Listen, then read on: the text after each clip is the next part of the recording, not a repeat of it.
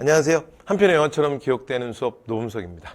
자, 이제 저희 이제 지난 시간에 일제강점기에서 사실은 가장 이제 기본이 되고 베이스가 되는 1기, 2기, 3기 일제 통치 방식과 경제 수탈에 대해서 말씀드렸고요. 자, 이제 오늘부터는 본격적인 거기에 대한 우리의 대응. 그래서 자, 민족의 독립운동의 역사로 들어가 보도록 하겠습니다. 자, 우리나라의 일제강점기 독립운동 그러면 사실 3.1운동을 빼고는 설명할 수 없죠. 그래서 3.1운동부터 자, 이제 본격적으로 우리의 자, 독립운동이 진행이 됩니다. 자, 그런데 3.1운동은 실제로 이제 문제가 출제될 때는 그래도 여러분들이 이렇게 많이 걱정하시지 않으셔도 되는 게, 자, 문제는 그렇게 어렵진 않아요. 그리고 뒤에 제가 이제 곧바로 이어서 자, 60만 세 운동, 광주학생항일 운동을 또 말씀드리겠지만, 일제강점기 만세 시위는 오직 3번밖에 없어요. 그래서 1, 2, 3, 1, 2, 3 딱 3개밖에 없어요. 그래서 여러분 시험을 생각하신다면, 자, 그러니까 만세 시위는 일제강점기에서 출제되는 순간 무조건 셋 중에 하나입니다. 셋 중에 하나. 그래서 셋 중에 하나를 생각하시면 돼요. 자, 시작합니다. 자, 1919년 3.1운동이에요. 자, 국외적 배경은 일단 첫 번째 민족 자결주의. 그러니까 민족 자결주의는 세계 1차 대전이 그러니까 1914년에 터져서 그 다음에 1918년에 끝나거든요. 그러니까 이게 뭐 이제 세계사적 사건이니까 뭐 여러분들 뭐 연도를 외우시거나 그럴 필요는 없어요. 자, 어쨌건 자, 세계 1차 대전이 이렇게 끝나면서 그러니까 1차 대전의 전후출이 이제 그러니까 복구 문제, 그 다음에 전후를 처리해야 되잖아. 자, 그 문제로 이제 파리에서 파리 강화회의가 열리게 됩니다. 자, 그래서 그 파리 강화회의가 열리는 과정에서 이 윌슨이 누구냐면 미국 대통령이에요, 당시에. 그러니까 미 대통령이었던 윌슨이 민족 자결주의를 얘기해요. 그러니까 말 그대로 그냥 읽으면 그 민족의 미래는 그 민족 스스로 결정한다. 그럼 이게 무슨 말이야? 스스로 결정하지 못하는 국가들이 있다는 얘기죠. 그럼 그거 누구예요? 누구겠어요? 당연히 식민지들이지, 그쵸? 그러니까 이건 당연히 식민지 국가들의 자, 해방운동, 민족 해방운동을 자극하게 됩니다. 근데 사실은 엄밀하게 말하면 미국의 윌슨의 민족 자결주의는 사실은 이게 정말 냉정한 국제 현실을 보여주는 건데, 그러니까 사실은 모든 식민지에게 적용되는 건 아니고 사실은 패전국의 식민지에서 뭐 미국을 비롯한 새로운 나라들의 영향력을 강화시키는 사실은 이제 다소 정치적 발언이었어요. 근데 어쨌든 간에 자, 이게 이제 국내에 알려지자 우리는 사실은 일본이 당시에 뭐 미국, 영국과 많이 긴밀한 관계가 있었기 때문에 1차 대전 때는 이 2차 대전이랑은 다르거든요. 그래서 1차 대전은 일본이 사실은 승전국이었어요. 그렇기 때문에 일본의 식민지였던 우리는 해당 사항이 없는 거야. 그러나 우리는 이런 건 이제 정확하게 잘 몰랐고, 그러니까 바로 우리를 위해서 한 얘기 아니냐. 그래서 이런 것들이 3.1운동의 굉장히 중요한 국제적 배경이 됩니다. 자, 그 다음에 국외에서 여러 가지 독립선언들이 뭐 이루어지게 되는데요. 자, 첫 번째 상하이에서는 1917년 대동단결선언이 있었어요. 여러분, 대동단결선언은 뒤에 그러니까 이제 우리가 이제 다음 강좌에서 이후 강좌에서 1910년대 우리의 민족 독립운동을 얘기하면서 좀 잠깐 말씀드리겠지만 1910년대 우리가 국권을 뺏기고 나면 이제 우리가 독립운동을 하잖아요. 그럼 이제 독립을 했을 때 이제 우리가 얻게 될 국가 형태가 무엇일 거냐는 걸 놓고 그러니까 여러 가지 의견들이 있었는데 크게 이제 두 개로 나눠집니다. 자, 첫 번째가 뭐냐면 여기다 한번 써볼게요. 복벽주의예요. 이거 이제 다음 시간에 얘기라만 제가 다시 하게 될 겁니다. 자, 복벽주의가 있고 그 다음에 또 하나가 뭐냐면 공화주의가 있어. 그러니까 이렇게 크게 두 개의 흐름이 있었거든요. 근데 이 두 개의 흐름이라는 게 이게 무슨 얘기냐면 이 복벽주의라는 게 복은 회복시킨다는 거고 벽은 황제를 지칭하는 거야. 그러니까 우리의 황제를 회복시키자. 그러니까 우리가 독립운동을 해서 우리의 빼앗긴 국권을 다시 되찾았을 경우에 자, 우리의 국가의 형태가 원래 우리가 고종황제 그리고 이제 대한제국 상태에서 국권을 뺏긴 거잖아. 물론 뭐 순종도 있지만 진짜 당시에 조선의 민중들은 우리의 진짜 황제는 고종이라고 생각했거든요. 그래서 어쨌건 우리가 대한제국 상태에서 국권을 뺏겼으니까 대한제국으로 그대로 돌아가야 된다. 이게 복벽주의예요. 근데 공화주의는 뭐냐면 이제 사실은 그게 무슨 의미가 있냐. 조선왕조가 무능해서 사실은 국권을 지키지 못하지 않았냐. 그러니까 다시 되찾을 우리의 새 국가는 그러니까 국민이 주인이 되는 그러니까 공화정책 국민국가여야 된다. 된다. 그래서 이렇게 크게 두 가지 흐름이 있거든요. 이건 나중에 1910년대 우리의 비밀결사 조직할 때도 이 얘기를 제가 다시 하게 될 거예요. 그럼 대동단결 선언이라는 게 뭐냐면, 그러니까 이 두 흐름에 대해서 자 주요 독립운동가들 사이에서 나름의 결론이 나온 거예요. 그걸 선언서로 발표한 거거든. 그래서 앞으로 우리의 독립은 어디로 갈 것이다. 그러니까 복백주의가 아니라 국민이 주인되는 공화정책 국민국가로 갈 것이다. 그게 여러분 지금 교재에 사료가 있어요. 그래서 사료 보시면 융희왕제가 삼보, 그러니까 국가의 가장 중요한 주권들을 포기한 그날은 바로 우리 동지, 우리가 동지가 지금 누굴 얘기하는 거야? 바로 우리 국민들을 얘기하는 거죠. 그러니까 국민들이 바로 이 나라의 주인이 된 것이 아니냐 그 얘기예요. 됐죠? 그래서 이거에 대한 결론이 뭐다? 대동단결 선언. 그래서 우리는 어디로 갈 것이다? 앞으로 우리의 자 독립운동, 그리고 우리가 이제 새롭게 국가할 국가는 이룩할 국가는 공화주의 국가로 갈 거다. 그래서 실제로 3.1운동 이후에 여러 곳에서 임시정부가 만들어지는데 그 임시정부 형태들이 대부분 공화주의의 형태를 띠게 됩니다. 됐죠? 자, 그 다음 만주에서 대종교를 중심으로 해서 무독립선언이라는 게 발표됐었고요. 자, 일본에서는 28독립선언. 그래서 이건 일본 유학생들이 기습적으로 했던 거야. 그래서 실제로는 이 28독립선언이 굉장히 많은 영향을 끼쳐요. 그래서 그러니까 그 윌슨의 민족자결주의 이후에, 그러니까 1차 세계대전이 끝난 이후에 우리의 어떤 독립운동의 의지를 세계에 표현해야 된다라는 여러 움직임들이 있었어요. 뭐 학생, 뭐 종교, 그 다음에 뭐 각종 유림들, 뭐 이런 움직임들이 있었는데 28독립선언을 이제 기폭제로 해서 하나의 단일 대우로 모이게 됩니다. 그래서 이런 의미에서 28독립선언이 직접적인 영향이 중에 굉장히 중요하다. 요거 하나 노트에 찍어두시고요. 자, 그다음 이제 국내적 배경으로는 이제 좀 이따 말씀드리겠지만 그 고종 황제가 그러니까 1919년 1월 21일 날 죽어요. 1월 21일 날 죽는데 승하하는데, 근데 이 고종의 죽음에 대해서 독살설이 굉장히 유력했어. 그리고 당시에 고종 황제가 몸이 굉장히 안 좋다. 그래서 또 하필이면 그날 또 이완용이 궁을 들어와요. 그런 다음에 이제 소위 말해서 시종을 시켜서, 그러니까 예전으로 말하면 내시 같은 사람들이죠. 시켜서 이제 고종한테 식혜를 줬는데 그 식혜를 먹고 고종이 복통을 일으키면서 사실은 승하하게 돼요. 그리고 그 사실은 관련된 고종의 사실 여러 가지 그러니까 옆에서 도와주던 그 시종 둘도 사실은 23일 날 또 한 명이 죽고요. 그리고 또 좀 이따 또 한 명이 또 죽고. 그래서 하여튼 이 고종의 죽음이 정말 미스테리하거든. 그래서 당시에 독살설이 굉장히 유력했어. 그러면서 민중의 감정이 굉장히 격앙되어 있었습니다. 그리고 이제 오늘날 사실은 학계에서도요, 이 고종의 죽음에 대해서는 실제로 독살설을 실제로 유력하게 좀 봅니다. 왜냐하면 고종이 그 전까지 굉장히 건강했었거든. 그리고 고종은 실제로 오히려 황제에서, 그러니까 1907년 7월에 강퇴당하잖아요. 그러니까 고종은 그러니까 7월 17일 날 강퇴당하고 나면 오히려 더 많은 활발한 활동을 해요. 그리고 우리의 어떤 독립운동의 정신적 지주로서 역할을 하던 고종이 1월에 이렇게 갑자기 죽게 돼요. 이러면서 독살설이 퍼지면서 민중의 감정들이 격앙돼 있었어요. 자, 이런 배경들이 있었고요. 자, 그다음 이런 과정 속에서 민족대표 3인 이거 이제 종교계 대표들이에요. 그래서 기독교가 이승훈 외 16명. 자, 그리고 손병희 외 천도교가 15명. 자, 그리고 그다음에 한용을 비롯한 불교계가 2명. 이렇게 해서 민족대표 3인이 최남선이 독립선언서를 작성하고 고종의 인산일을 기해서 사실은 만세 시위를 준비합니다. 이건 여러분 60만세 운동에서도 제가 그대로 할 건데, 이게 60만세 운동이랑 공통분모가 뭐냐면 3.1운동도 60만세 운동도 둘 다 대한제국의 황제 죽음과 관련이 있어요. 그래서 3.1운동은 고종, 그 다음에 순종은 60만세 운동. 됐죠? 자, 그 다음에 인산일이라는 게 뭐냐면 그냥 그 장례라고 생각하시면 돼요. 장례일. 됐죠? 자, 그래서 이제 황제 장례일을 인산일이라 그러거든. 인산일을 계기로 해서 거사 날짜를 잡습니다. 그래서 원래 고종의 인산일은 3월 3일이었는데, 근데 그 바로 전날인 3월 2일 날 원래 계획을 했다가 그게 주말이 끼는 바람에 하루 앞당겨서 사실은 3월 1일이 되는 거예요. 됐죠?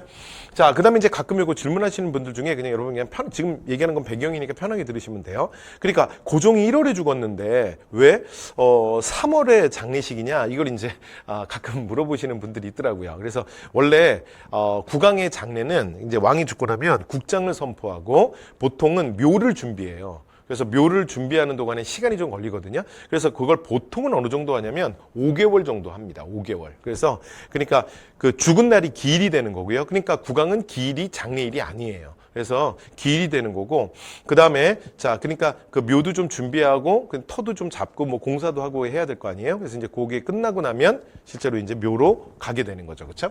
자, 이걸 이제 인산일이라고 해요. 자, 그러면서 이 이제 고종 황제의 마지막 모습을 보기 위해서 그래서 당시에 3.1운동 때 사람들이, 군중들이 서울에 좀 많이 와 있었던 거야, 평소보다. 자, 그래서 요건 1단계는 두 군데로 이루어지는데, 하나는 태화관이고 하나는 탑골공원입니다. 근데 사실은 진짜 3.1운동은 자, 태화관이 아니라 사실은 탑골공원에서 이루어져요. 그러니까 태화관에서 민족대표 33인, 근데 실제로 뭐 33인 전체가 모인 건 아니고요. 개인적 사정이 있었던 사람들 5명인가? 뭐 6명이 참석을 못 해요. 그래서 모여서 여기서 독립선언서를 낭독하고, 그 다음에 그 한용운의 지휘 아래, 그러니까 공약 3장을 하고 만세 3창을 한 다음에 바로 그러니까 조선총독부, 그러니까 그러니까 자수를 하게 돼요. 됐죠? 자, 그리고 문제는 이제 탑골공원인데, 근데 이게 왜 이제 1단계에서 둘이 떨어져 있냐? 이유는 뭐냐면, 원래 장소는 실제로는 탑골공원이었어요. 탑골공원에 모여서 그 다 같이 그 전에 독립선언서도 인쇄해서 배포가 끝났었고, 그 다음에 태극기, 그래서 이런 것들을 이제 준비한 다음에 다 같이 탑골공원에서 하기로 했던 거야. 그런데 장소를 사실은 민족대표 33인이 일방적으로 바꾼 겁니다.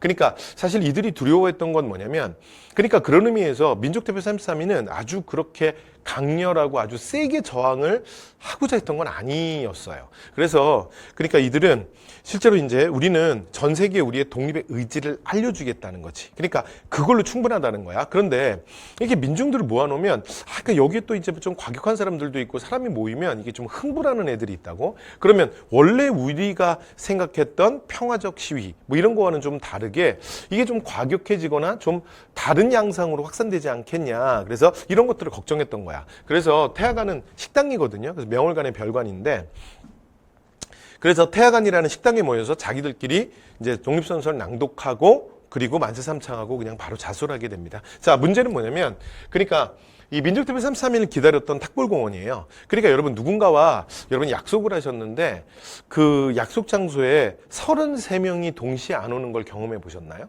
그러니까 사실 말이 안 되잖아. 그쵸? 그러니까 그건 여러분이 장소를 잘못 알았거나 시간을 잘못 알았던 거지, 어떻게 사람이 누군가와 약속하는데 33명이 동시에 그러니까 약속 시간을 어길 수가 있어요. 그래서 여기서 이제 학생 시민들이 난리가 난 거지. 그래서 나중에 태화관에 이 사람들이 모였다는 걸 알게 돼요. 그래서 이 중에 학생 대표 한 명이, 근데 여기가 다 종로통이거든요. 태화관으로 달려가서, 그러니까 왜 안 오냐, 이거 어떻게 된 거냐 그랬더니 민족대표 33인들이, 그러니까 우리가 다 지금 이미 낭독을 했고, 그 다음에 신고도 했고, 그러니까 가서 거기 있는 사람들 그냥 오늘은 해산해라고 해라. 그리고 다음에 기회를 보자 하면서 이제 가라 그래요. 그랬더니 학생이, 그 내가 어떻게 가냐. 그리고 내가 어떻게 그런 얘기를 하냐. 그럼 이 중에 한 분만이라도 좀 와달라. 그런데 실제로는 거절당합니다. 그리고 이제 학생이 가서 탁골공원에서 일단 임시회의가 열리게 돼요. 그럼 이제 어떻게 할 거냐. 그러니까 이 사람들이 자기들끼리 하고, 그 다음에 뭐 이미 신고도 했다고, 그리고 이제 우리 보고 해산을 하고 하는데, 우리가 그러면 민족대표 3인들이 그렇게 얘기했는데 뭐 이유가 있지 않겠냐. 그래서 우리 해산하자라는 의견이 하나 있었고요. 그 다음에 또 하나는, 그러니까 그럴 수 없다야. 그리고 그들이 도대체 무슨 생각으로 그런 판단을 내렸는지 모르겠지만, 여기 정말 많은 사람들이 모여 있는데 저들에게 어떻게 얘기를 하냐. 그래서 그럼 우리끼리도 그냥 여기서 그냥 우리끼리 진행을 하자. 이렇게 전자와 후자로 의견이 나눠지게 돼요. 결론은 후자로 결정이 됩니다. 그래서 탑골공원에서 학생 대표가 나와서 이제 기민독립선언서를 낭독하게 돼요. 그리고 준비했던, 그러니까 태극기를 꺼내서 만세 시위가 시작됩니다. 그래서 사실은 진짜 3.1운동의 시작은, 진짜 3.1운동을 해서 사실은 민족대표 33인이 아니라 누가 한 거야? 바로 학생들과 시민들이 한 거예요. 됐죠? 그래서 이것 때문에 이 3.1운동이 갖는 가장 대표적인 약점이 하나 있는데, 그 약점이 뭐냐면 바로 여기서 알 수 있듯이 3.1운동은 지도부가 없었어요. 그러니까 3.1운동은 지도부가 부재했다. 됐죠? 그러니까 민족대표 33인은 이 3.1운동이 이렇게 일어나기를 사실은 계획했던 것도 아니고 생각했던 것도 아니고, 그리고 그럴 의지도 사실은 좀 너무나 약했어요. 그러니까 진짜 3.1운동은 태화관에서 한 게 아니라 사실은 탑골공원에서 시작된 거예요. 됐죠? 자, 그래서 이제 결론으로 갈게요. 자, 3.1운동이 끝나고 나면 바로 이것 때문에 자, 우리의 민족운동을 이끌어갈 구심체 필요성이 더욱 크게 대두돼요. 그래서 여러분 3.1운동의 결과에서 여러분들이 꼭 하나 기억하셔야 될 게 뭐냐면 3.1운동은 이제 뭐로 간다? 대한민국 임시정부의 수립으로 이어지게 됩니다. 그래서 3.1운동에 가장 여러 가지 결과가 있지만 그중에 제일 중요한 것 중에 하나가 뭐라고요? 임시정부의 수립이에요. 임시정부의 수립. 됐죠? 자, 그 다음에 2단계는 주요 도시로 확산이 되고요. 근데 우리가 뭐 아직은 많이 뭐 도시화가 많이 안 됐기 때문에 뭐 주요 도시라고 해도 주요 도시 몇 개 없어요. 자, 그리고 이제 마지막 3단계 농촌으로 확산이 됩니다. 자, 농촌으로 확산이 되고 그러면서 사실은 이게 토지조사업이 바로 끝난 다음이거든요. 그러면 여기서부터 자, 시위가 과격화돼요. 그래서 폭력 시위 이런 양상을 띠게 됩니다. 그래서 3.1운동 과정에서 검거자, 부상자, 사망자의 숫자가 폭발적으로 늘어나는 게 언제다? 3단계입니다. 3단계. 됐죠? 자, 그리고 이제 더 나아가서 조선이 있는 곳이라면 어디라도 그래서 만주, 자, 연해주, 일본, 국외까지도 확산이 됩니다. 자, 이렇게 해서 뭐 전개 과정 말씀드렸고요. 자, 이제 바로 결과로 가겠습니다. 자, 결과. 그러니까 1920년대 이후에 자, 우리나라 자, 독립운동이 굉장히 많이 확산이 되는 기폭제 역할을 하고요. 그다음에 이 과정에서 인민 대중들, 그러니까 소위 말해서 농민 노동자들의 각성, 그리고 거기다가 사회주의 사상이 유입되게 되고요. 그다음에 일제 통치 방식, 이건 우리 앞에서 하고 왔죠. 자, 통치 방식이 이전에는 무단 통치에서 그래서 얘네들이 조금 더 이제 조선인들을 회유하는, 그러니까 좀 더 고급화된 문화 통치로 바뀌게 됩니다. 앞에서 했고요. 자, 그다음에 가장 중요한 건 말씀드린 것처럼 자, 그 3.1운동의 결과 대한민국 임시정부가 수립이 된다는 거, 자, 이거 기억하셔야 되고요. 자, 그리고 이후에 그러니까 주변에 많은 세계 민족운동에도 영향을 끼쳐요. 그리고 특히 중국의 5.4운동에 영향을 끼쳤다는 거. 됐죠? 그 다음에 인도의 자, 비폭력 불복종 운동, 보통 그 사차그라 진리의 장악 운동이라고 하는데 그런 곳에도 우리의 3.1운동이 영향을 끼칩니다. 됐죠? 자, 이렇게 해서 자, 3.1운동을 저희가 좀 전체적으로 정리를 해봤습니다. 자, 그 다음 이어지는 얘기는 자, 3.1운동 이후에 대한민국 임시정부예요. 그리고 실제로 여러분 시험에서는 지금 이제 말씀드리게 될 대한민국 임시정부가 더 많이 출제됩니다. 이게 좀 더 중요하고, 그 다음에 여기서는 여러분들이 좀 조금 더 몇 가지 좀 더 기억하실 것들이 좀 있어요. 3.1운동은 만세 시위. 그러니까 시험에 출제되는 순간 무조건 셋 중에 하나예요. 그러니까 3.1운동이거나 만세 시위는 세 개밖에 없다 그랬잖아. 그래서 60만세 운동이거나 광주학생회 운동이거나 이렇게 세 개밖에 없어요. 자, 그런데 임시정부는 좀 달라요. 임시정부에 대해서 조금 더, 그러니까 이제 3.1운동은 3.1운동이지만 여러분이 딱 구별하면 보통 답이 나오는데, 임시정부는 임시정부의 여러 가지 활동이나 이런 것들에 대해서 몇 가지 여러분들이 좀 기억해 두셔야 될 것들이 있습니다. 자, 해보겠습니다. 자, 3.1운동 이후에 여러 임시정부들이 만들어져요. 실제로는 우리가 이제 시험에서 다루는 건 한 세 가지 정도만 세 정부 정도만 다루는데, 실제로는 6개 이상 됩니다. 그런데, 우리는 시험에서는 3개만 여러분이 체크하시면 될 것 같아요. 자, 순서대로 해볼게요. 일단 첫 번째. 그러니까 3.1운동 직후에 제일 먼저 만들어지는 건 연해주에서 대한국민의회예요. 대한국민의회. 그래서 여기는 정통령을 손병희로 했던, 됐죠? 그러니까 손병희는 누구냐면 동학의 3대 교주이기도 해요. 그래서 그러니까 러시아 영지에 있었다. 그래서 일명 여기는 노령정부라고도 불렀거든요. 그래서 연해주의 블라디보스톡에서 제일 먼저 정부가 만들어집니다. 자, 그리고 나면 상하이에 그 신한청년당이라는 당이 있었거든요. 그래서 신한청년당은 우리나라 최초의 근대적 정당이다, 뭐 이렇게 부르기도 해요. 그래서 여운형, 김규식 이런 사람들이 중심으로 실제로 결성을 했던 신한청년당을 기반으로 해서 임시의정원이 만들어져. 그리고 이제 이들이 뭐 기본적인 법령을 제정한 다음에 자, 상하이 임시정부를 수립합니다. 됐죠? 자, 그리고 나면 이제 마지막으로 자, 이제 4월 중하순에 국내에서 13도 대표들이 모여요. 그래서 여기는 특징이 뭐냐면 국내라는 거, 국내. 됐죠? 국내에서 13대 대표들이 모여서 국민대회를 개최해. 자, 그러면서 수립되는 정부가 한성정부입니다. 자, 이렇게 정부가, 그러니까 가장 중요한 것만 해도 3.1운동 이후에 3개의 정부가 동시에 만들어져요. 자, 그리고 나면 이제 그 다음에 무슨 논의가 있냐면, 근데 3.1운동이 가장 크게 성공했던 건 우리의 민족적 역량을, 그러니까 이제 정말 대한민국 이제 대한독립 만세라는 요 단순한 하나의 방법.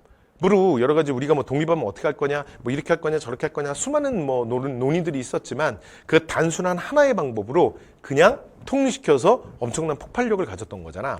그런데 그리고 나서 이제 우리의 독립운동을 이끌어갈 구심체 필요성이 점점 커졌는데, 근데 이 상황에서 또 정부가 분열돼서 이렇게 난립되면 안 된다야. 그래서 그러면 우리의 독립운동을 이끌어갈 구심체가 될 정부를 하나로 통합해야 되지 않냐. 그래서 이 세 개의 정부에 대한 통합의 논의가 이루어져요. 자, 그런데 통합은 결국은 어떻게 되냐면 한성정부로 통합이 됩니다.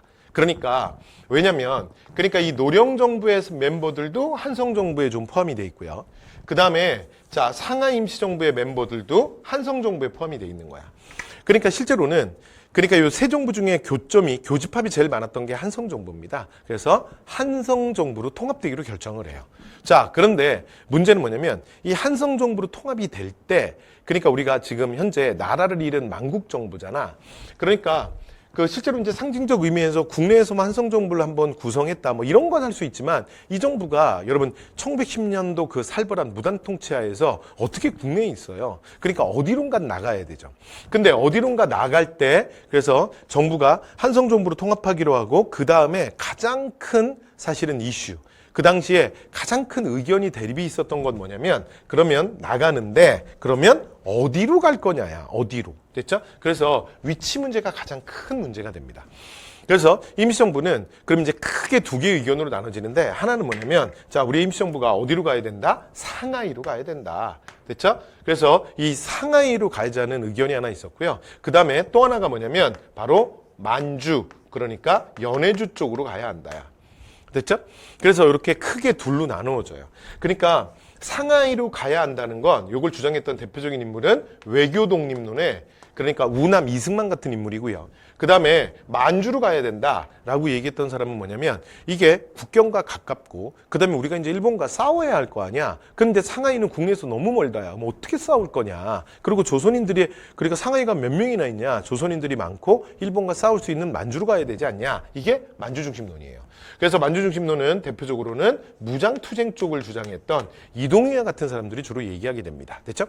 그래서 이게 초기에 가장 큰 사실은 이견을 보였던 곳이었는데, 그런데 처음에는 좀 중도적 입장을 띠던, 그러니까 도산 안창호 계열, 우리가 보통 준비론, 실력 양성론이라고 하는데, 이쪽 계열에서 상하이 쪽에 손을 들어줘요.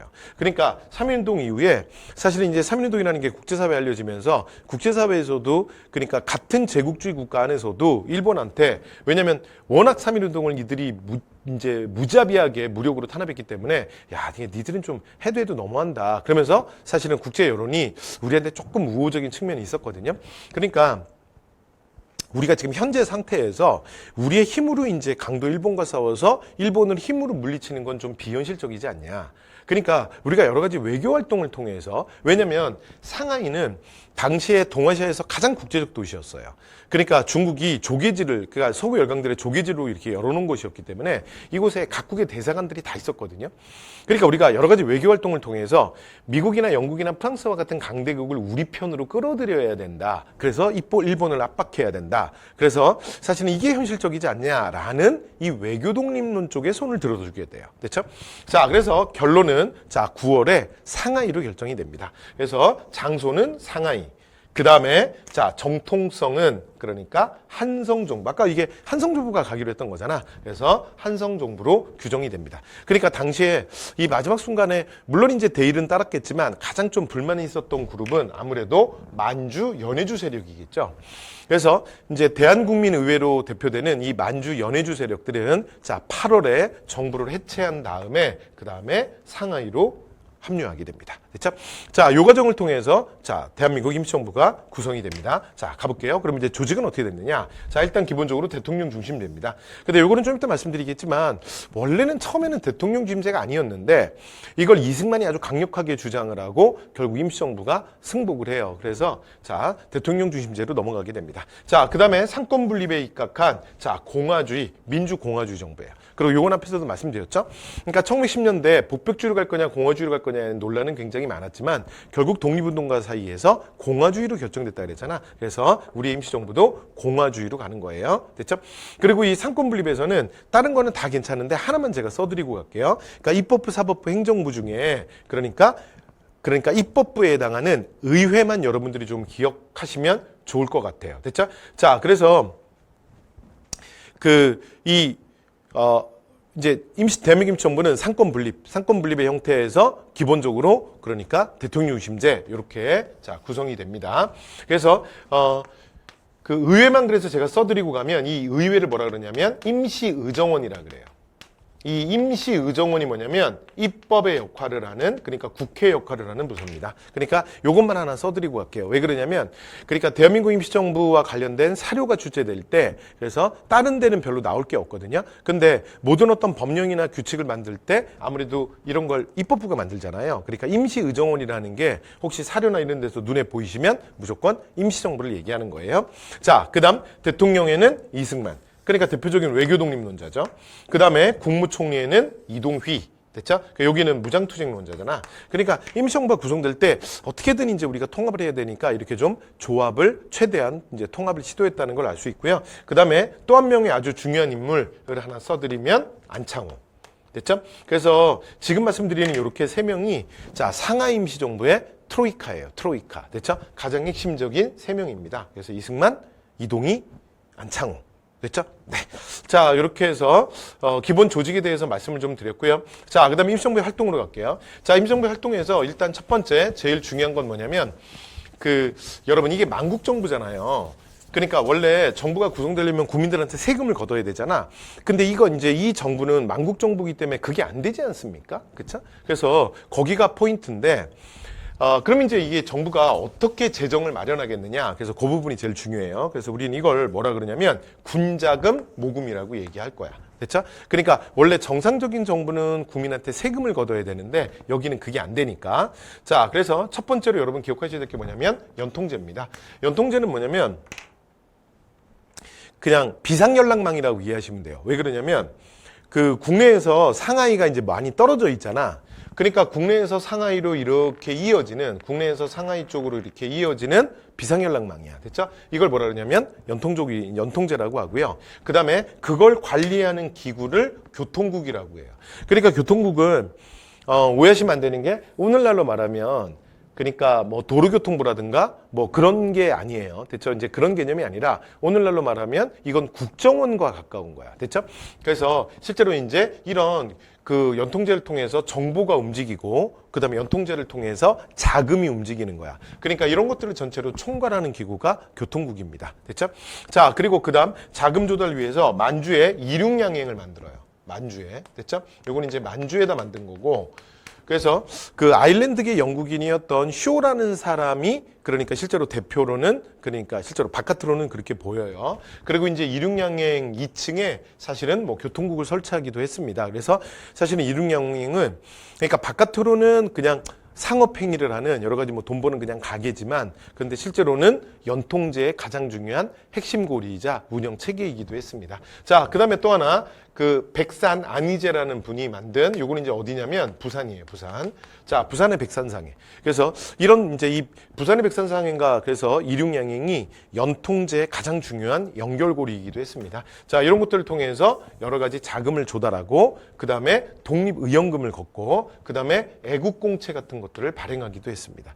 그러니까 소위 말해서 오늘날 이제 정부가 발표하는 국공채죠. 국공채. 정부가 그러니까 대규모 뭐 국책사업 같은 거 할 때 이런 국공채 같은 거 발행하거든요. 그래서 자금을 미리 땡기는 거지. 근데 이거는 만국정부의 공채였기 때문에 실제로는 뭐 이게 5년 만기다 뭐 10년 만기다 해서 내가 그 돈을 좀 더 적금보다 조금 더 이익되는 형태로 해서 뭐 받을 수 있다라는 보장이 없죠. 그렇죠? 네, 그래서 이건 거의 뭐 독립공채는 그러니까 제가 아까 독립의연금을 걷었다 그랬잖아. 독립의연금. 이거는 그냥 말 그대로 돈 추가로 내는 거예요. 그래서 독립의연금을 걷는 거나 애국공채를 발행하면 그걸 사는 거랑 뭐 사실은 근데 실제로는 뭐 비슷하겠죠. 그렇죠? 그래서 이런 여러 가지 자금 조달. 왜냐면 만국정부였기 때문에 이게 사실은 제일 힘들었거든요. 그래서 이런 것들을 기구를 만드는데 근데 실제로 이 연통제 조직이 얼마 안 가서 일본한테 발각이 되면서 실제로 임시정부는 이후에 여러 가지 자금난에 굉장히 허덕이게 됩니다. 자, 그 다음에 외교로는 파리강화회의에 김규식을 파견해요. 김규식. 근데 실제로는 이게 원래는 어떻게 되는 거냐면 그러니까 임시정부가 구성되기 전에 그러니까 3.1운동 직전에 그러니까 상하이에서 아까 제가 신한 청년당이 만들어졌다 그랬잖아. 그러니까 신한청년당 시절에 파리강화회의가 열린다는 얘기를 듣고 사실은 김규식을 먼저 파견을 한 거예요. 그런데 김규식이 그 실제로 유럽 파리에 그러니까 가는 게 이게 보통 일이야? 그래서 그냥 갔다가 며칠 있다 금방 온 게 아니라 거기에 왜냐하면 파리 강화회의도 굉장히 오랜 시간 동안 진행이 되기 때문에 장기간 머물면서 왜냐하면 거기에 그 외국의 주요 열강들의 정상급 이런 인물들이 많이 와 있으니까 그러면서 이제 우리의 독립을 알리기 위한 여러 가지 활동들을 합니다. 그리고 그래서 김규식이 좀 오래 머물러 있고요. 그 다음에 그 상황에서 신한청년당을 기반으로 해서 나중에 그러니까 상하이 임시정부가 탄생한다 그랬잖아. 그쵸? 그리고 나면 김규식에게 그러니까 외국에서 여러 가지 좀 활동을 좀 하기 좋게 임시정부가 김규식에게 외무총장이라는 그러니까 오늘날로 말하면 외교통상부 장관이라는 그러니까 명함을 하나 만들어줘요. 됐죠? 이런 간판을 하나 주는 거야. 그래서 실제로 파리강화회의 김규식을 파견했다는 건 그래서 두 단체가 다 사용합니다. 그래서 임시정부가 보냈다는 말을 하기도 하고요. 신한청년당이 보냈다는 말을 하기도 해요. 그러니까 무슨 말인지 아시겠죠? 그러니까 실제로 김규식 간 건 한 번이지만 됐죠? 자, 그다음에 미국의 구미위원부를 설치해요. 이 구미위원부는 워싱턴에 있었던 건데 실제로는 뭐 이승만 개인 사무실이기도 했습니다. 됐죠? 자, 그 다음 이렇게 해서 외교활동을 전개했는데 자, 결론 갈게요. 자, 결론은 뭐냐면 그리고 실제로 여러분 상하이 임시정부가 이거 하려고 상하이에 간 거잖아. 그쵸? 자, 그런데 결론은 자, 아무 성과 없었어요. 왜냐면 여러분 누가 누굴 도와줍니까? 그러니까 우리가 좀 도움을 얻으려고 했던 그 열강들이 사실은 다 그놈이잖아. 누가 누굴 도와줘? 똑같은 놈들인데. 그쵸? 그래서 사실은 아무런 성과 없었어. 이것 때문에 임시정부가 위기에 빠지게 돼요. 자, 그 다음에 이제 군사조직으로는 광복군 총령, 광복군 사령부를 만들어요. 그러니까 이거는 뭐 거의 똑같다고 생각하시면 돼요. 총령은 부대명이고요. 그 다음에 그 총령의 지휘부가 광복군 사령부입니다. 됐죠? 자, 그 다음에 그 만주 지역에 1923년에 육군주만 참의부를 만드는데 나중에 이거 우리가 무장독립전쟁편에서 다시 할 거예요. 그래서 이름이 좀 기니까 줄여서 참의부라고 할 거예요. 이거 중요합니다. 나중에 다시 나와요. 자, 그 다음에 이제 독립신문 간행하는데 여러분 독립신문은 이것만 주의하시면 돼요. 우리가 독립신문 그러면 무조건 독립협회가 아니라 자, 독립신문이 누구도 있다? 대한민국 임시정부도 독립신문이 있어요. 왜냐면 이름이 너무 좋잖아. 그쵸? 그 다음에 사료편찬소에서 한일 관련 사료집을 발행하기도 합니다. 그리고 그러니까 이런 것들을 전체를 주도했던 게 백암 박은식이고요. 자, 요 책에 요 한일 관련 사료집에 근거해서 나중에 백암 박은식 선생이 한국 독립운동 지열사라는 책을 저술하기도 합니다. 됐죠? 자, 그래서 한일 관련 사료집을 뭐 발행하기도 했다. 그래서 논도장 하나 찍어두시고요. 자, 그다음 이제 1923년 국민대표회의로 갈게요. 여러분 1923년 국민대표회의는 사실은 임시정부, 특히 상하이 정부 시기에 이게 굉장히 중요한 사건입니다. 자, 그러니까 왜 이 국민대표회의라는 게 개최가 되냐면 아까 제가 조금 전에 이런 말씀 드렸잖아. 임시정부가 실제로 이제 상하이로 갈 거냐 만주로 갈 거냐 이런 많은 그러니까 갑론을박이 있었는데 근데 결국 상하이로 갔던 건 뭐 하기 위해서야? 바로 외교하기 위해서잖아. 맞죠? 자, 그런데 실제로는 이 외교 성과가 없는 거야, 거의. 그렇죠? 그리고 실제로 그래서 이런 것들이 굉장히 이제 갈등이 발생하는데 그러니까 당시에 무장투쟁론자들이 굉장히 두려워하는 게 하나 있었어요. 그러니까 외교독립론에 대해서 가장 경계했던 게 무장투쟁론자들이거든. 근데 그게 왜 그랬냐면 이유가 두 가지인데 하나는 이게 잘못하면 그러니까 독립운동 무용론이 될 수 있기 때문이에요. 그러니까 무장투쟁론자들은 사실은 이 부분을 경계했던 거야. 그래, 여러분 이게 무슨 말인지 이해되세요? 그러니까 당시에 만약에 여러분들이 이 시대를 살았다고 생각해 보세요. 그럼 여러분들이 정말 의병 항쟁이나 그 다음에 무장투쟁, 그러니까 독립군이 돼서 무장투쟁 할 수 있었겠어? 그러니까 물론 여러분이 할 수 있었을 수도 있죠. 그런데 대신 그거는 지금 우리가 그냥 쉽게 뭐 난 했을 거야 라고 말하기에는 이게 정말 보통 일이 아니거든요. 그러니까 진짜 내 인생 하나 포기한다고 내 목숨 하나 포기한다고 이게 될 일이 아니야. 왜냐면 일제강점기에 진짜 내가 독립운동을 본격적으로 한다라는 건 진짜 우리 가족이 예를 들어 내가 만약에 독립운동가 되면 우리 가족은 어떻게 될 것 같아요? 우리 부모님은 어떻게 될 것 같아?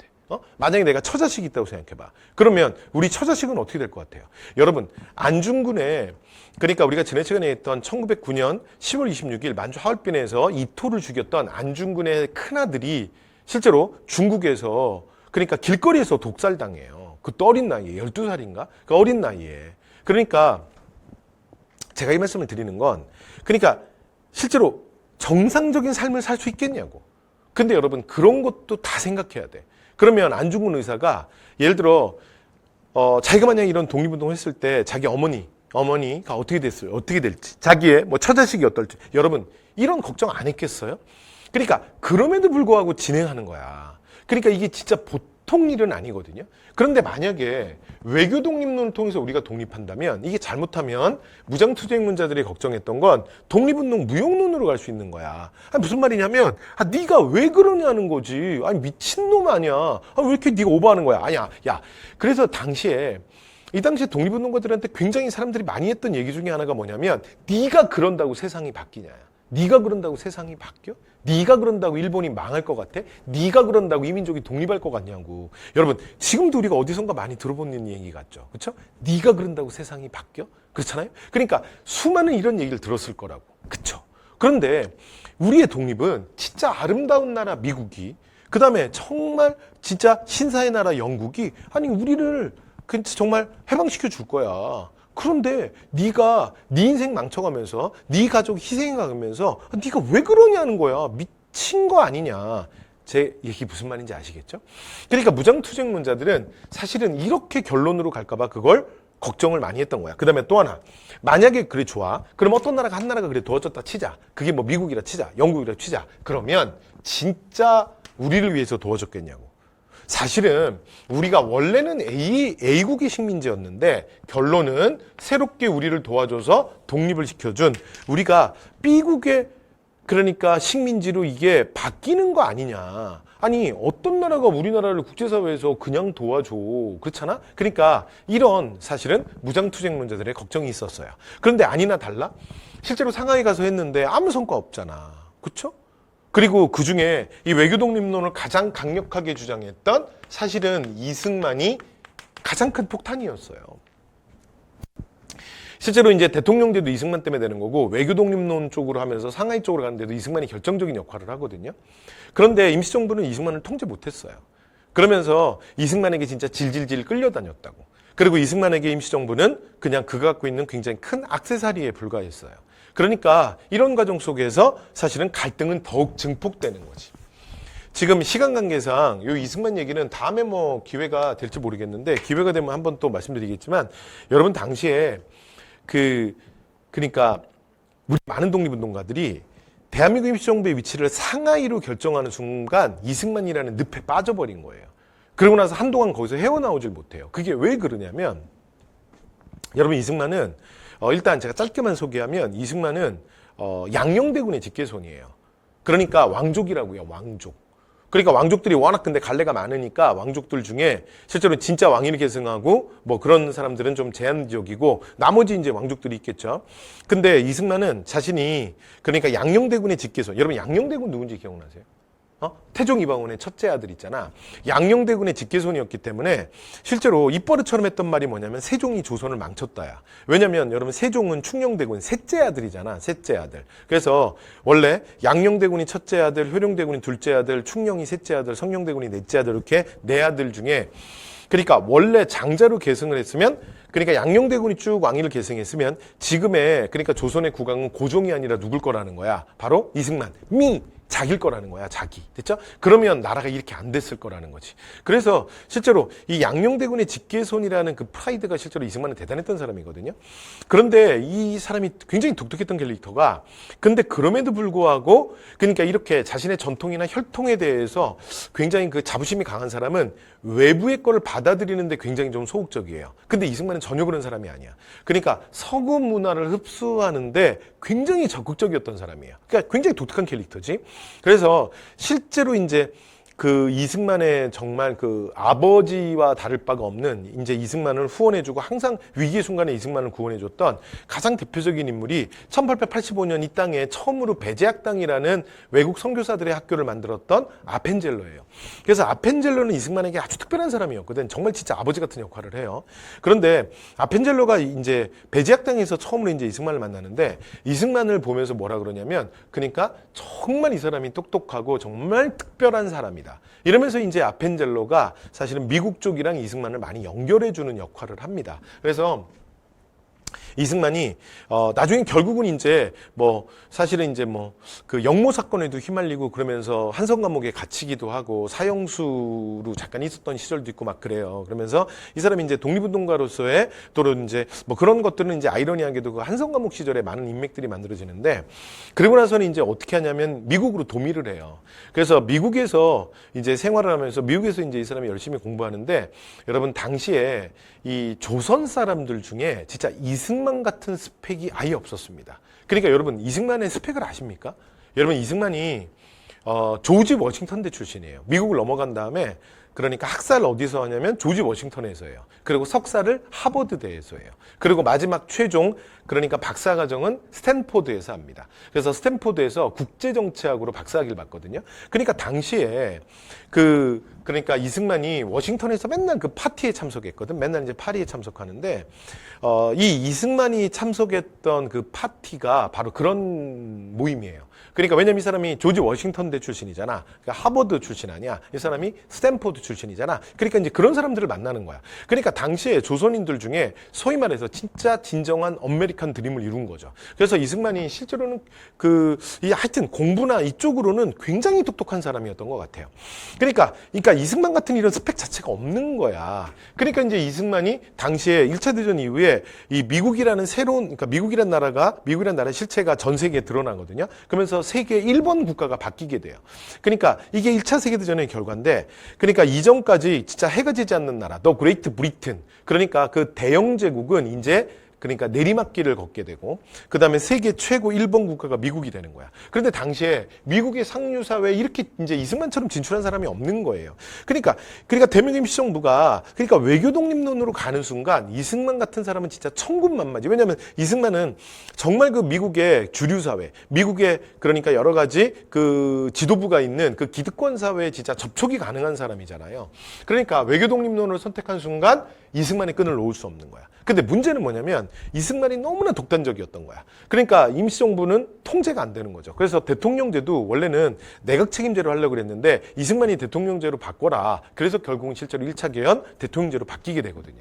그리고 또 하나, 여러분 우리가 잘은 몰라도 그러니까 이승만이 대한민국 정부의 대통령이니까 우리가 생각하기에는 임시정부가 상하이 있었으니까 이승만이 계속 상하이 있었을 것 같잖아요. 상하이에 거의 없었어요. 진짜 가끔 오고요. 이승만은 항상 어디 있었냐면 항상 워싱턴에 있었어. 됐죠?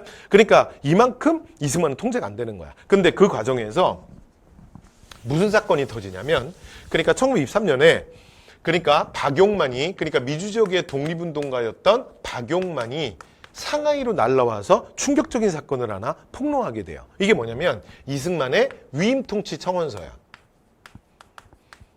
위임통치 청원서를 이승만이 그러니까 대한민국 임시대통령의 자격으로 낸 것도 아니고, 왜냐면 그때는 아직은 임시정부가 이제 만들어지기 전이에요. 그래서 3.1운동이 터진 직후에, 3.1운동 바로 직후에 자, 미국 대통령에게 국제연맹에 의한, 그러니까 우리는 일본의 지배를 받기 싫어요. 그래서 국제연맹이 우리를 지배해달라는 위임 통치, 그러니까 우리의 주권을 국제연맹에 위임하는 거죠. 그러니까 위임 통치 청원서를 일방적으로 냈었다는 거야. 근데 당시에 여러분 매스컴도 없고 매스미디어도 없고 SNS도 없고 뭐 아무것도 없잖아요. 그러니까 그 많은 사람들이 이제 이런 일이 있었던 걸 몰랐던 거지. 근데 당시에 미주 지역에 있는 독립운동가들이 사실 알게 돼. 그리고 박용만도 미주 지역에 있었거든요. 그래서 상하이로 날아가서 이승만의 이 만행을 폭로한 거야. 그래서 안 그래도 여러 가지로 불만이 많았던, 그러니까 이승만의 이런 어떤 독선, 이런 이제 그 어떤 독자적 행보, 이런 것들에 대해서 불만이 많았던 독립운동가들이 이제는 완전히 폭발하게 돼요. 됐죠? 자, 그래서 그 신채호를 비롯한 무장투쟁론자들은 베이징에서 군사주비회를 먼저 엽니다. 그리고 이승만을 탄핵해요. 그러니까 이승만을 불신임해. 그리고 이제 우리는 대통령을 인정할 수 없다. 자, 그리고 우리의 의견이 받아들이지 않으면 우리는 임시정부와 함께하지 않겠다. 그러면서 임시정부를 압박한 거야. 그랬더니 이제 여기에 대해서 도산 안청을 비롯한 나머지 계열들도 여기에 호응을 합니다. 자, 그래서 지금 임시정부에 문제가 생겼으니 우리 다 같이 모이자. 그래서 1923년 1월에 자, 임시정부에, 그러니까 그 1910년 국권비탈 이후에 국내에 흩어졌던 우리의 독립운동가들이 한 방에 다 모였던 이게 유일한 사건이에요. 국민대표회의가. 됐죠? 자, 그래서 굉장히 중요합니다. 자, 그래서 이제 이 문제를 어떻게 할 거냐는 걸 놓고 논의가 시작되는데 안타깝게 결론이 안 납니다. 그래서 실제로는 자, 창조파 대 개조파로 나뉘어져서 굉장히 오랜 동안 토의를 하는데 실제로는 결론이 안 나고 그냥 해산당하게 돼요. 됐죠? 그냥 결국 해산을 합니다. 그러니까 창조파라는 건 뭐냐면, 그러니까 신채호 같은 인물이 가장 대표거든요. 그러니까 신채호는 당시에 뭘 주장했냐면, 그러니까 우리가 언제 이렇게 모이냐. 그래서 여러분 이전 것들에 대한 집착을 버릴 필요가 있다. 그러니까 임시정부는 처음부터 구성될 때 뭔가 문제가 있었다는 거야. 그러니까 우리가 이렇게 다 모였을 때 이번 기회에 그냥 새 정부를 만들자야. 됐죠? 자, 그래서 새 정부 수립하자. 이게 창조파고요. 그 다음에 개조파는 가장 대표적인 인물이 도산 안창호인데, 그러니까 안창호 같은 사람의 얘기는 뭐였냐면, 그러니까 임시정부를 우리가 어떻게 만들었는데 이걸 여기서 깨냐. 그래서 임시정부에 문제가 있다면, 그리고 이승만에 문제가 있다면 이승만 자르고 그 다음에 좀 조직 개편하고, 그대로 읽으시면 돼요. 개조잖아. 그러니까 조직 개편하고 그리고 다시 가자. 이게 뭐냐면 안창호의 개조파예요. 됐죠? 자, 그런데 결론이 나지 않고, 그리고 이제 이게 결국은 그냥 결렬이 돼버립니다. 자, 이러고 나면 많은 독립운동가들이 여기에 너무 많이 실망을 해요. 그래서 대다수의 독립운동 세력들이 이탈합니다. 자, 이러면서 임시정부는 진짜 위기에 빠지게 되고, 이 위기의 순간에 누가 등장하냐면 김구가 등장해요. 그러니까 김구는 정말 온리 임시정부인 사람이거든요. 그래서 그러니까 이 국민대표회의 때도 그냥 그대로 현상 유지를 아주 보수적으로 주장했던 사람이에요. 그래서 이 임시정부는 만약에 여러분들이 다 떠난다면 진짜 나 혼자라도 지키겠다. 그래서 자, 이때 이후에 임시정부는 이제 32년부터 이동이라고 하는 큰 고난의 시기를 맞게 되고, 이 어려운 시기를 김구가 지켜냅니다. 됐죠? 그래서 임시정부의 국민대표회의 여러분 기억해 두셔야 합니다. 자, 그 다음에 이제 임시정부의 개편으로 가볼게요. 자, 그래서 조금 아까 말씀드린 것처럼, 그래서 23년에 이게 결렬이 되면서 바로 결론이 안 나오고요. 조금 있다가 25년에 결론이 나옵니다. 그래서 이승만은 결국 탄핵을 합니다. 그래서 이승만 탄핵하고요. 예, 배관 박은식이 2대 대통령으로 선출이 돼요. 자, 그리고 나면 조직을 개편해요. 그래서 원래 우리가 그 내각 책임제로 가려고 하지 않았냐. 이게 이승만 때문에, 이승만이 워낙 대통령에 대한 집착이 있었기 때문에 대통령을 하자 그래서 억지로 대통령 한 거고, 이건 우리한테 맞지 않는 옷이다. 그래서 우리가 내각 책임제로 가자. 그래서 국무령 중심의 내각 책임제로 개헌을 합니다. 이게 그래서 2차 개헌이고요. 25년에. 자, 그다음에는 이제 3차 개헌은 그냥 우리 집단지도 체제로 가자. 그래서 국무위원 중심의 집단지도 체제로 바꿨다가, 그다음이 뭐냐면 요 사이가, 여러분 임시정부는 그래서 크게 두 덩어리로 구성이 돼요. 첫 번째, 지금 우리가 하고 있는 게 뭐냐면 전부 상하이 임시정부예요. 상하이 임시정부. 됐죠? 자, 그리고 32년부터 40년까지 중간에 이동 시기가 들어옵니다. 이게 32년에서 40년이에요. 여기가 이제 중간이 이동 시기고요. 그다음에 1940년에 충칭에 이제 정착하거든요. 그러면 그때부터를 뭐라 그러냐면 이제 중경정부 또는 충칭정부라고 불러요. 됐죠? 그래서 임시정부는 크게 이렇게 그러니까 세 쿼터로 나눠지는데, 그 중에 시험에서는 상하이 임시정부를 물어보거나 아니면 충칭정부를 물어봅니다. 됐죠? 네, 그래서 보통 이동식이는 시험에 안 나오고요. 그래서 이렇게 구성이 된다, 이렇게 생각하시면 되고, 40년에 자, 이제 드디어 충칭에 도착하고, 그러고 나면 체제 정비를 해요.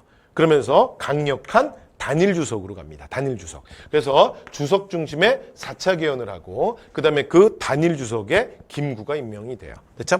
자, 그리고 나면 제가 좀 이따 말씀드릴 건데, 42년에 무슨 일이 벌어지냐면 김원봉의 민족혁명당 계열이 여기에 참여를 해요. 임시정부에 전격 합류를 하거든요. 그런데 김원봉 계통의 사람들이 사실은 여기에 사회주의자들이 좀 있어요. 그러니까 김원봉은 뭐 사회주의자가 아니라 무정부주의지만, 그러니까 사회주의자들이 좀 여기 좀 있어. 그래서 그 당시에 충칭정부의 트로이카가 김구, 조소왕, 지청천 이런 인물들인데, 이 사람들이 너무 민족주의자거든요. 그러니까 근데 사회주의 세력이 좀 일부 들어왔잖아. 그래서 여기를 좀 완충해 줄 수 있는 누군가가 필요했어. 자, 그 역할을 누가 하냐면 김규식이 합니다. 그래서 자, 5차 개헌, 이번에 44년에 그래서 한 번 더 개헌을 해요. 자, 이건 뭐냐면, 자, 누구한테 역할을 주냐면 김규식, 우사 김규식한테 역할을 좀 주는 거야. 왜냐면 김규식이 가장 대표적인 중도파입니다. 그러니까 이 사람은 민족주의자지만 사회주의랑도 얼마든지 함께 할 수 있고 대화할 수 있다. 이렇게 조금 탄력적인 인물이야. 그러니까 김규식이, 왜냐면 빨간 팀이 좀 들어왔다 그랬잖아. 그래서 여기서 좀 완충 역할을 해주는 거죠. 됐죠? 자, 이렇게 해서 개헌 과정까지 좀 말씀을 다 드렸고요. 자, 자, 그 다음에 이제 마지막, 자, 충칭정부입니다. 자, 32년에서 40년까지 이동 시기, 이 고난의 이동 시기는 시험에 나올 만한 얘기 없고요. 자, 그 다음에 충칭정부만 가면 될 것 같아요. 자, 1940년, 그러니까 충칭정부는 여러분 여기는 어떻게 정리하시면 되냐면 딱 연도별로 정리하시면 되거든요. 그래서 40년, 41년, 42년, 44년. 됐죠? 자, 그래서 충칭정부는 이렇게 딱 4개의 스테이지. 그리고 여기는 제가 이렇게, 왜냐면 이게 연도별로 딱딱딱딱 이루어지기 때문에 연도별로 좀 말씀을 드리도록 하겠습니다. 그래서 40년이에요. 자, 40년 그러면 여러분 뭐 기억하셔야 되냐면 방금 전에 얘기했죠? 4차 기원, 강력한 주석제. 됐죠? 원. 자, 그 다음에 두 번째, 충칭에서 한국 광복군이 창설됩니다. 그리고 총사령관은 지청천이에요. 지청천. 됐죠? 자, 그 다음에 또 하나, 한국독립당의 창당. 한국독립당. 그래서 한국독립당은 뭐 지청천, 조소왕, 김구에서 원래 이제 한국독립당은 조소왕이거든요. 자, 그래서 방금 전에 제가 조금 전에 이런 말씀 드렸잖아. 충칭 정부의 트로이카는 상하이 정부의 트로이카랑 완전히 달라요. 아까 상하이 정부의 트로이카 그러면 이승만, 그 다음에 이동휘, 그리고 안창호였죠. 자, 근데 이번에는 누구냐면, 자, 김구, 그 다음에 지청천, 그리고 조소왕이에요. 근데 요 세 명이 완전 민족주의자들이야. 그래서 아까 혹시 기억나세요? 김원봉 그룹이 합류했을 때 김규식과 같은 중도파들이 중간에서 좀 절충을 해줄 필요가 있었던 거야. 여기까지 됐죠? 자, 이렇게 해서 40년, 네, 말씀 다 드렸고요. 자, 그 다음에 41년은, 자, 두 가지. 자, 41년 두 가지 기억하시면 되는데, 자, 첫 번째는 뭐냐면, 첫 번째는 조소왕의 삼균주의에 입각한 건국강령을 발표합니다. 그래서 진짜 독립을 준비하는 거죠. 그래서 우리 독립된 우리의 국가를 이런 형태로 가겠다. 그래서 요 3균은 뭐냐면, 정치적 균, 그 다음에 경제적 균, 그리고 세 번째, 그러니까 교육적 균. 됐죠? 요 세 가지의, 자, 평등을 이루겠다. 정치적 균, 경제적 균, 교육적 균. 그래서 3균이에요. 자, 이렇게 해서 41년. 그리고 41년에 태평전쟁이 터지거든요. 그래서 일본에게 선전포고합니다. 됐죠? 그래서 대일 선전포고를 해요. 41. 여기까지 되셨죠? 오케이. 자, 이렇게 해서 40에서 41년까지 말씀드렸고요. 그 다음에 42년은 좀 전에 말씀드렸죠. 42년은 뭐라고요? 김원봉 계열이 들어온다고. 김원봉 계열. 됐죠? 되셨지? 자, 그 다음에 44년이 뭐냐면 마지막 5차 개헌이에요. 그래서 이 5차 개헌이 뭐라고요? 주석, 부주석. 자, 그리고 자, 한국광복군이 국내진공작전 준비하는 건 요거는 무장투쟁론에 가서 다시 얘기할게요. 자, 이렇게 해서 자, 임시정부 다 했네요. 자, 그 다음 마지막. 자, 문제 하나 풀고 마무리하도록 하겠습니다. 자, 문제로 갈게요. 자, 한 장 넘겨보세요. 자, 문제 3번입니다. 자, 밑줄친 회의가 개최된 시기를 연표해서 찾아보래요. 그래서 여러분 임시정부는 상하이 시기, 그 다음에 충칭정부 시기, 그리고 이동 시기는 간단하게, 그리고 이제 각 시기별로 해서 중요한 사건의 전개, 이렇게 몇 가지를 여러분이 기억하시면 됩니다. 자, 가볼게요. 자, 임시정부가 침체에 빠지자 새로운 활력과 방향을 모색하기 위해 상하이에서 회의가 개최됐대요. 그런데 이 회의를 보세요. 자, 근데 각자 임시정부에 대한 처리를 둘러싸고 중요한 말로 또 창조파와 개조파로 나누어졌대요. 끝. 자, 이렇게 말하면 뭐라고요? 1923년 국민대표회의. 국민대표회의. 됐죠? 네. 그래서 자, 국민대표회의 시기를 찾으면 되겠네요. 자, 들어갑니다. 자, 1919년 요건 이제 임시정부 3.1운동 임시정부 막 9월에 구성될 때 얘기고요. 자, 그다음에 25년에 그러니까 국민대표회의가 결렬되고 나서 원래 그때 이승만을 자르려고 했는데 못 자르고 다시 수습을 좀 하는데 시간이 걸려요. 그래서 25년에 이승만 자르고 박은식이 2대 대통령이 된다 그랬잖아요. 그러니까 뭐야? 그러면은 국민대표회의는 가시기로 들어가야 되네. 됐죠? 네. 그 다음에 31년에는 한인애국단, 35년에는 나머지 한국국민당, 그 다음 한국민당 이제 뒤에 나와요. 그 다음에 김구, 그 다음에 광복. 됐죠? 그럼 어디로 가야 돼? 1번이지. 됐죠? 하실 수 있겠죠? 네. 자, 이렇게 해서, 자, 3.1운동과 대한민국 임시정부에 대해서 저희들 살펴봤습니다. 자, 다음 시간에 이제 본격적인, 자, 국내민족운동, 국외민족운동으로, 네, 들어가도록 하겠습니다. 자, 오늘은 여기까지 하도록 하겠습니다. 여러분 수고 많이 하셨습니다.